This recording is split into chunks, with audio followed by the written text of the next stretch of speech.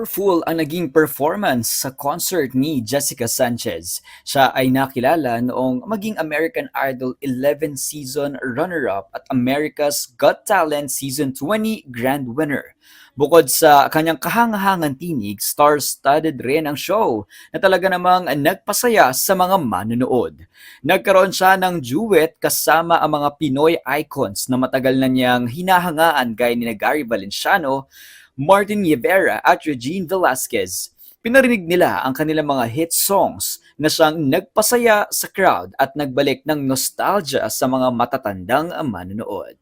Para sa mga mas batang audience, nagpasaya sina Darren Espanto, James Reid at Morissette na nagpapatunay na kaya ring makipagsabayan ni Jessica sa kahit anong henerasyon ng Pinoy talents.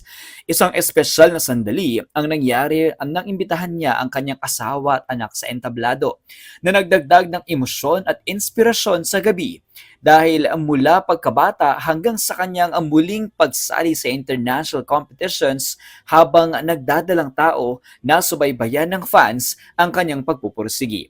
I hope she comes back to the Philippines and do another concert because this is a huge concert. I've been a fan of her since 2012 and this is the first time that I saw her in person. So like, I want to do it another chance or the next time that she comes here in the Philippines. So I'll do this again over it. Sa kabila ng kanyang karamdaman, ipinakita ni Jessica ang kanyang pagmamahal at dedikasyon sa musika. Sabi nga nila, the show must go on. Ang gabi ay naging simbolo ng pagbubuklod ng iba't ibang henerasyon at kultura. Patunay na ang musikang Pinoy ay kayang pag-isahin ng lahat.